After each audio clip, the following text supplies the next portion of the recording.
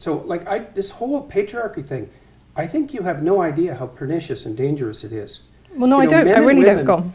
throughout history have fundamentally cooperated to push back against the absolute catastrophe of existence. A terrible death rate, the probability of chronic starvation, early death, disease, the difficulty of raising children with all the death that was associated with that.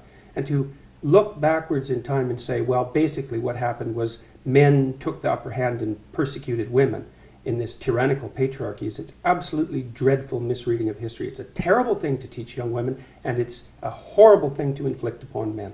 I mean, I absolutely disagree with you. I think that's like saying slavery in the US was actually, most people cooperate. Well, no, you didn't. You had a system where one set of people owned another set of people. And until women got full legal rights, they could own property for themselves, they could work. Essentially, they were owned. They were first owned by their fathers and then by their husbands. Status to the domination by men. Yeah. You already said that you thought that what emancipated women primarily in the 20th century was technological revolution. No, not primarily, but that's one of two. I think that's two things. It's not primarily, eh? No, you don't think the pill was a primary force in the emancipation of women? I think or the invention of tampons, let's say, or the provision of proper sanitary facilities, toilets, and that sort of thing. You're thinking instead it was the action of courageous feminists in the 1920s that produced a social revolution that overthrew the patriarchy. That's your theory. Yeah, I think that's a foolish theory. Well, I'm very sorry to hear you say that, but I think, to quote you in the Cathy Newman interview, I think it's a multivariate, right? I think there are lots of different things that all contributed to women gaining full rights. Well, then let's not be assuming that Western society was a tyrannical patriarchy. Well, no, but that's one of them, and then other things happened as well. So you have the pill, you have the dishwasher and white goods, labour-saving devices in the home. I think all of those were really important. But you also have things like campaigns for the vote. Yes, you also have things like that, yes. So how, when in a system that existed in England until 1918, when why would you even want to look at history like that? Like, what's your goal? Because exactly. I think the people who don't look at history are condemned to repeat it, and I think that what are we going to do? Repeat the persecution of women? Do you think that's a realistic possibility? Yeah, we're sitting here. How do you see that? We're sitting here in America, right, where we've just had a 5th judge appointed to the Supreme Court who is now anti-abortion, he's now conservative.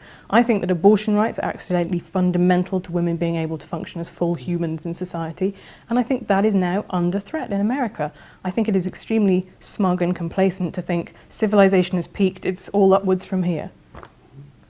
Yeah, well, good luck with that, I suppose. It's a living. Like, there are lots of people who agree with me. There are lots of people clearly who agree with you.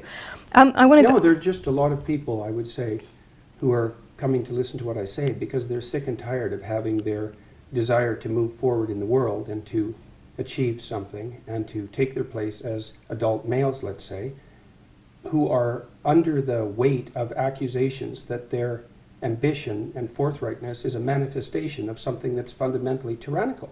They're not happy with that.